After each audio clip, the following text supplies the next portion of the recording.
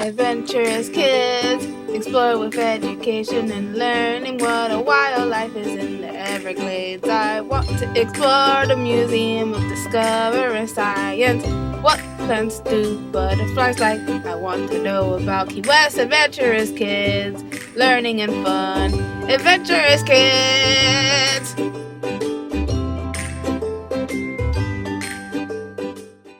Today I'm going to tell you about microscopes. A microscope is a device that magnifies tiny objects or makes them look larger. People use microscopes to see objects that are too small to be seen with the eye alone. Such objects include cells, tiny living things, and grains of sand. People who use microscopes frequently in their jobs include doctors and scientists. The bottom of the microscope is called the base. The microscope sits on its base and the light is located on top of the base. An arm projects up from the back of the microscope's base. The focusing knobs are located towards the bottom of this arm, and the stage is where the aperture, diaphragm, and specimen are. Extends over the base of the arm. Scientists usually look at specimens mounted on pieces of glass called slides. The eyepiece and objective lenses are located at the top of the arm over the stage and base. This is the part of the microscope scientists look through to see their specimen. The arm acts as the microscope's handle. A microscope should be picked up by its arm with the other hand supporting the base. The first ever microscope was originally used to study insects. This is also the reason why it got the name flea glass, invented in the 1500s. A single lens microscope was invented in the 1660s by Anthony van Leeuwenhoek. It could magnify an object up to 200 times. After the microscope was created, people began to see viruses and bacteria. The term microscope is attributed to Galileo Galilei. There are several types of microscopes. The simplest microscope is called a magnifying glass. Optical microscopes are also called light microscopes, work like magnifying glasses.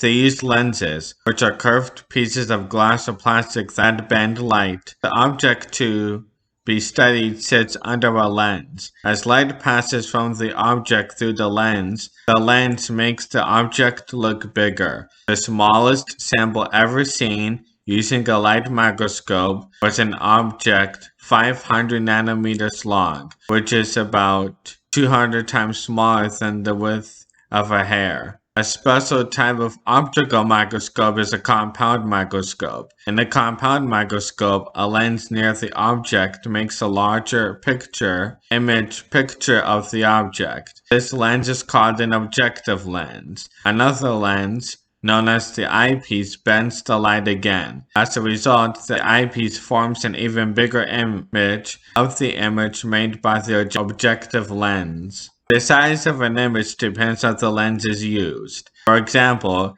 an objective lens might make an object appear 10 times larger than it really is. The magnification of a compound light microscope can go up to about 1,000 times. This magnifying power makes it possible to study tiny living things, such as bacteria, algae, protozoans, and many types of cells. To view small objects even more closely, scientists use electron microscopes. In the early 20th century, the German physicist Ernst Ruska developed the transmission electron microscope in 1931. These microscopes use beams of electrons instead of light to magnify objects. Electrons are some of the particles or bits that make up atoms. Electron beams cannot travel far in air. Objects must be put in a vacuum or airless space before they can be seen with an electron microscope. Electron microscopes can magnify objects up to 1 million times.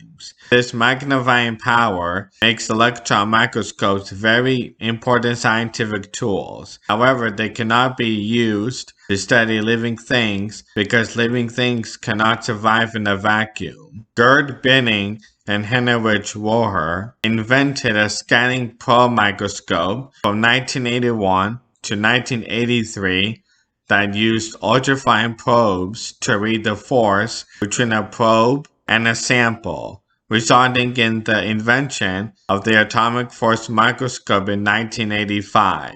A kind of tiny finger feels the surface of the object under observation, and a computer builds a picture from the data. Scanning probe microscopes enlarge up to 100 million times. The most recent developments in light microscopes largely center on fluorescence, microscopy, and biology. These techniques make use of fluorescent staining of particular cell structures such as DNA. X-ray microscopes use soft X-ray radiation to image objects, and they are used to produce three-dimensional images of biological materials that have not been chemically fixed. Thanks for watching this Adventurous Kids episode. What did you learn today? Adventurous Kids! Adventurous kids! What was the most interesting fact? Adventurous kids! Adventurous Kids!